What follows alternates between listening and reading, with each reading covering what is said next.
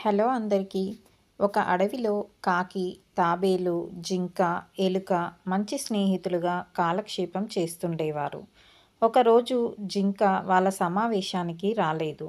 మిగతా ముగ్గురు ఆందోళనగా ఎదురుచూస్తున్నారు. కాకి, నువ్వు పైకి ఎగిరి జింక ఎక్కడైనా ప్రమాదంలో చిక్కుకుందేమో చూడవా అంది తాబేలు.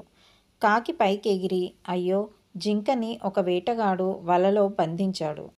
ఆ వేటగాడు అక్కడ లేడు కనుక వెంటనే ఎలుకని నాతో తీసుకెళ్తా అంటూ ఎలుకని కాకి బంధించి ఉన్న జింక ముందు దింపింది. ఎలుక తన పదునైన పళ్ళతో వలని కొరికి జింకని బయటికి పడేసింది. జింక, ఆహా, మంచి స్నేహితుల వలన ఎంత మేలు జరుగుతుందో అని ఆనందించింది. ఇంతలో తాబేలు నెమ్మదిగా నడుచుకుంటూ రావడం గమనించి, అయ్యో, తాబేలు అంత నెమ్మదిగా వస్తోంది. ఇప్పుడు హఠాత్తుగా వేటగాడు వస్తే నేను ఆకాశంలోకి ఎగరగలను. జింక, ఎలుక కూడా వేగంగా తప్పించుకోగలవు. కానీ తాబేలు అని కాకి అంటుండగానే వేటగాడు వచ్చి తాబేలుని పట్టుకుని తన దగ్గరున్న కర్రకి తాడుతో కట్టేశాడు. అయ్యో, మన మంచి స్నేహితుడు తాబేలుని ఎలా రక్షించాలి అని ఆలోచించి ఒక పథకం వేశాయి. వేటగాడు ఎలాగూ చెరువు దగ్గరికే వెళ్ళి తాబేలుని కిందకి దించుతాడు.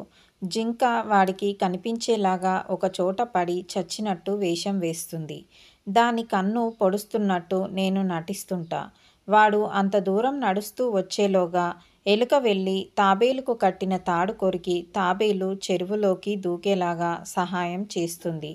తీరా అంత దూరం వేటగాడు నడుస్తూ వచ్చేసరికి హఠాత్తుగా జింక లేచి పరుగు తీస్తుంది. నేను ఆకాశంలోకి ఎగిరిపోతా అన్నది కాకి. ఈ పథకం ప్రకారం వారు నటించి వేటగాడిని మోసం చేసి ప్రాణరక్షణ చేసుకున్నారు. కథలోని నీతి: స్నేహం చాలా గొప్పది. స్నేహితులు సదా ఒకరికొకరు సహాయం చేసుకుంటే సాధించలేనిది ఏమీ లేదు. కథ నచ్చితే లైక్ చేసి సబ్స్క్రైబ్ చేసుకోండి. Thank you for listening.